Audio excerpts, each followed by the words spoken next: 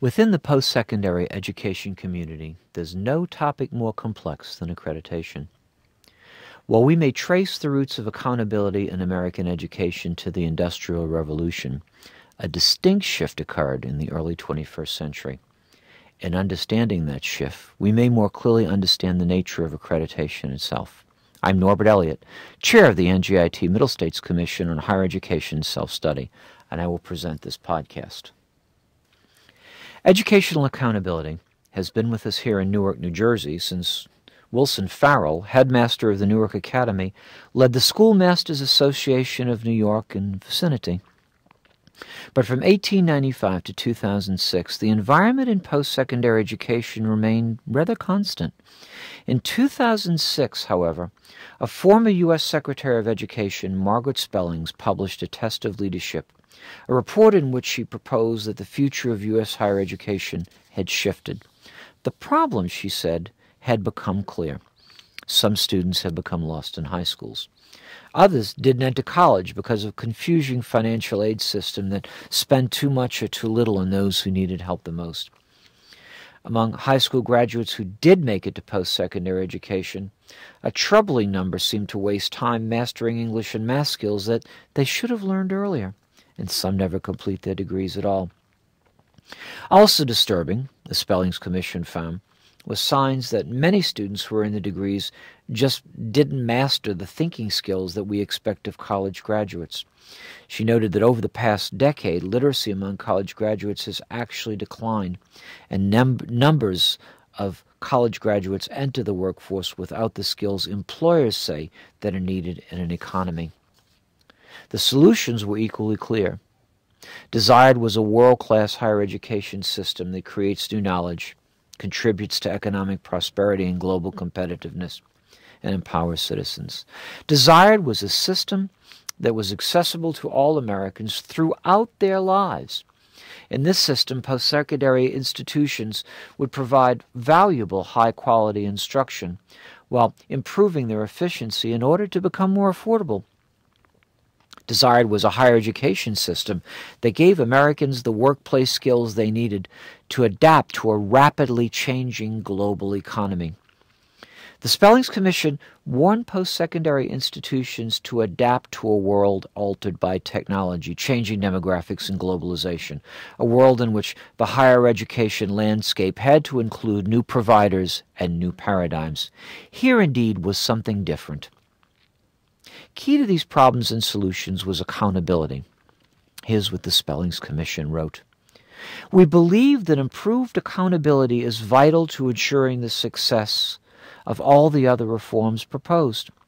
Colleges and universities must become more transparent with cost, price, and student success outcomes, and must willingly share this information with students and families. Students' achievement, which is inextricably connected to institutional success, must be measured by institutions on a value-added basis that takes into account students' academic baseline when assessing the results. This information should be made available to students and reported publicly in aggregated form to provide consumers and policymakers an accessible, understandable way to measure the relative effectiveness of different colleges and universities. In 2009, 4 years after the report was published, these demands have not decreased. Now, here at NJIT, we have in place both program accountability and institutional accreditation to meet these kinds of demands. We have specialized a programmatic accreditation that normally applies to programs, departments, or schools that are part of an institution. The accredited unit could be as large as a college or a school within a university, or as small as a curriculum within a discipline. The Accreditation Board of Engineering and Technology, the National Architecture Accreditation Board, and the Association to Advance Collegiate Schools of Business all are part of the NJIT programmatic accreditation process. The advantages of program accreditation are clear. Graduation from an accredited program is important to employers, and accreditation is central to licensure in the workplace. The second type of accreditation is institutional. Institutional accreditation normally applies to an entire institution, indicating that each of the parts is contributing to the achievement of the institution's objectives. The various commissions on regional accrediting associations, for example, perform institutional accreditation, as do many national accrediting agencies, and it's in this area that we find the Middle States accreditation. For example, the advantages of institutional accreditation are profoundly clear for students. Accreditation by a national recognized institution enables students in the institution to establish eligibility to participate in federal student financial aid programs administered by the U.S. Department of Education under Title IV of the Higher Education Act of 1965, as amended. As a unifying framework for accreditation, we at NJIT have the Middle States Commission on Higher Education.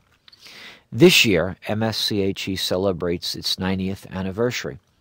The origins of Middle States Commission on Higher Education's parent organization, the Middle States Association of Colleges and Schools, can be traced to a meeting of activist colleges and university presidents in February 1887. Indeed, Newark's own Wilson Farron served as the organization's second president. In 2009, Middle States is one of 6 regional accrediting agencies recognized by the U.S. Department of Education, responsible for Delaware, the District of Columbia, Maryland, New Jersey, New York, Pennsylvania, Puerto Rico, and the U.S. Virgin Islands.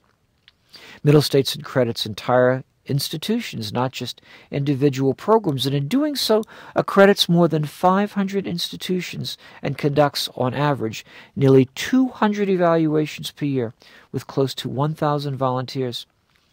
The primary purpose of an accreditation is to sustain and to strengthen the quality of colleges and universities.